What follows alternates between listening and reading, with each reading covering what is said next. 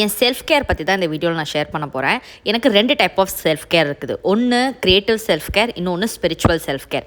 Creative self கேரில் நான் என்ன பண்ணுவேன்னா, என் மைண்டில் வந்து ஏதாவது ஒரு க்ரியேட்டிவிட்டியை டேப் பண்ணணும். ட்ராயிங், பெயிண்டிங், எம்ப்ராய்டரி இதெல்லாம் நான் பண்ண காலத்தில் வந்துட்டு எனக்கு ரொம்ப பீஸ்ஃபுல்லாக இருக்கும் மைண்டு. ஸோ நான் எப்போல்லாம் அப்செட் ஆகணும் நான் ட்ரா பண்ணுவேன், இல்லைனா வந்துட்டு டூடுல்ஸ் பண்ணுவேன், இல்லைனா வந்துட்டு பெயிண்டிங், கலரிங் அந்த மாதிரி பண்ணுவேன். சம்டைம்ஸ் புதுசாக ஏதாவது டிஷ் செஞ்சு சாப்பிட்றது கூட என்னை பொறுத்த வரைக்கும் செல்ஃப் கேர் தான்.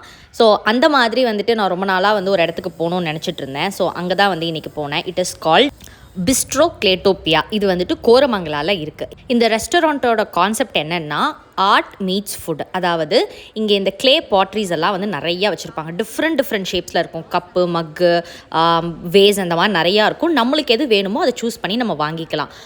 அண்ட் அந்த பாட்ரியில் வந்துட்டு நம்ம பெயிண்ட் பண்ணணும். எப்படி பெயிண்ட் பண்ணணும் அதை வந்து நம்மளுக்கு சொல்லி கொடுத்துருவாங்க முன்னாடி. இந்த கலர்ஸ் தான் யூஸ் பண்ணணும் அப்படின்லாம். அண்ட் உங்களுக்கு கலர்ஸும் வந்துட்டு கொடுத்துருவாங்க. நீங்கள் அந்த கலர்ஸை யூஸ் பண்ணி உங்களுக்கு கொடுத்த பாட்ரியில் வந்துட்டு அழகழகாக பெயிண்ட் பண்ணலாம். ஸோ நான் வந்து இந்த ஒரு பவுல் தான் சூஸ் பண்ணியிருந்தேன். அண்ட் எனக்கு வந்து சன்ஃப்ளவர் ரொம்ப பிடிக்கும். எனக்கு அதனால் நான் ஃபுல்லாக வந்துட்டு சன்ஃப்ளவர் வந்துட்டு வரைஞ்சிட்டு அதில் வந்து பி கிரேட்ஃபுல் அப்படின்னு எழுதியிருந்தேன். இந்த லீவ்ஸ்லாம் போட்டுட்டு நடுவில் வந்துட்டு நான் ஐஸ்வர்யா ரெபல்சன் 1 மில்லியன் அப்படின்னு கூட போட்டிருந்தேன். அண்ட் அங்கே வந்து ஃபுட் ஆப்ஷன்ஸும் நிறையா இருக்குது. நீங்கள் ஆர்டர் பண்ணிவிட்டு காதில் ஒரு பாட்டு போட்டுக்கிட்டு அந்த பெயிண்டிங் பண்ணிகிட்டே சாப்பிட்டுட்டு செம்ம ரிலாக்ஸிங்காக இருந்தது. அங்கே இருக்கிற கூட்டத்தை பார்த்தாவே தெரியும் எத்தனை பேர் வந்துட்டு அதை என்ஜாய் பண்ணிட்டு இருந்தாங்கன்னு சொல்லிட்டு. வெளியே வந்ததுக்கப்புறம் தான் நான் 2 மணி நேரம் 3 மணி நேரம் அங்கே ஸ்பெண்ட் பண்ணதே எனக்கு தெரிஞ்சுது. அண்ட் அந்த நம்ம டிசைன் பண்ண க்ளே பாட்டை வந்துட்டு அவங்க ஏதோ ப்ராசஸ் பண்ணி நம்மளுக்கு ஃபோன் பண்ணி சொல்லுவாங்க, நம்ம அப்போ வந்து எடுத்துக்கலாம். ஸோ நான் வந்து அது ஃபினிஷ்டு ப்ராடக்ட் வந்ததுக்கப்புறம் என்னோட அவுட்புட் எப்படி இருக்குன்னு அவங்க எல்லாருக்கும் காட்டுறேன். நெக்ஸ்ட்டு ஆஸ் யூஷுவல் ஸ்பிரிச்சுவலுக்காக நான் கோவில் போயிருந்தேன். இந்த கோவில் நான் லாஸ்ட் டைம் சொல்லியிருந்தேன்ல, சிவாஜி நகரில் இருக்குது. ஸ்ரீ முத்தாலய தேவி டெம்பிள்.